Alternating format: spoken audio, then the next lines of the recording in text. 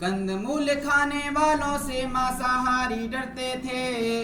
कंदमूल खाने वालों से मांसाहारी डरते थे।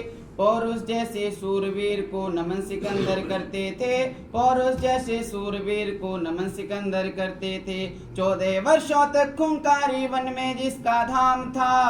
14 वर्षों तक खूंखारी वन में जिसका धाम था।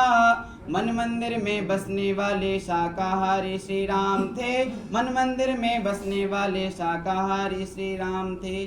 माताओं बहनों, जब हम अपना इतिहास उठा करके देखते हैं तो हमें पता लगता है, जब हम उसको पढ़ते हैं तो हमें ज्ञात होता है कि हमारे महापुरुषों में से एक भी महापुरुष ऐसा नहीं था जो मांसाहार का सेवन करता था। हमारे सभी महापुरुष शाकाहार का सेवन करते हुए रावण जैसे दुष्टों का नाश करते हुए धर्म की स्थापना करते थे, केवल और केवल शाकाहार के द्वारा। कंदमूल खाने वालों से मांसाहारी डरते थे।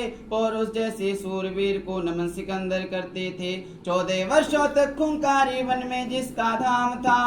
14 वर्षों तक खूंखारी वन में जिसका धाम था।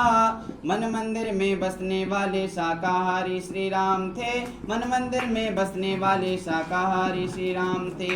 पर सेवा पर प्रेम का परचम चोटी पर फहराया था। पर सेवा पर प्रेम का परचम चोटी पर फहराया था। निर्धन की कुटिया में जाकर जिसने मान बढ़ाया था। निर्धन की कुटिया में जाकर जिसने मान बढ़ाया था। जिसने सपने देखे थे मानवता के विस्तार के। जिसने सपने देखे थे मानवता के विस्तार के। नानक जैसे महासंत थे वाचक शाकाहार के। नानक जैसे महासंत थे वाचक शाकाहार के। उठो जरा तुम पढ़कर देखो गौरव में इतिहास को। उठो जरा तुम पढ़कर देखो गौरव में इतिहास को। आदि से आदम तक फैले इस नीले आकाश को। आदि से आदम तक फैले इस नीले आकाश को। चक्र सुदर्शनधारी थे गोवर्धन पर भारी थे। चक्र सुदर्शनधारी थे गोवर्धन पर भारी थे।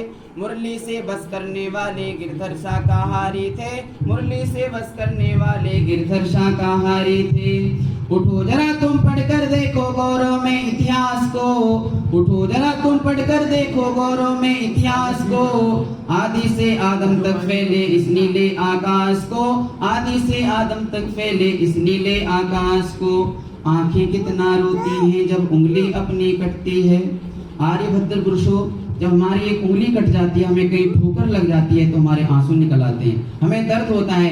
किंतु सोचिए उन पशु पक्षियों की तड़पन, सोचिए उन पशु पक्षियों के दर्द को जिनको काटा जाता है, जिंदा तला जाता है, उबाला जाता है, उन्हें कितना दर्द होता होगा।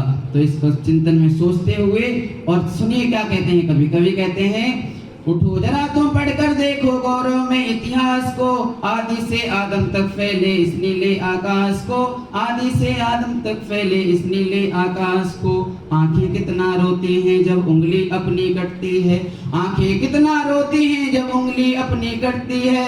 सोचो उस तड़पन की हद जब जिस्म पर आरी चलती है। सोचो उस तड़पन की हद जब जिस्म पर आरी चलती है। बेवस्ता तुम पशु को काटो बचने के आसार ही नहीं। जब हमें कोई चोट लग जाती है तो हम डॉक्टर के पास चले जाते हैं, अस्पताल में चले जाते हैं। किंतु जो पशु पक्षी होते हैं वो कह भी नहीं पाते, बेचारे वो कहाँ जाएं। तो उनकी दर्द को, उनकी तड़पन को हमें सुनना होगा।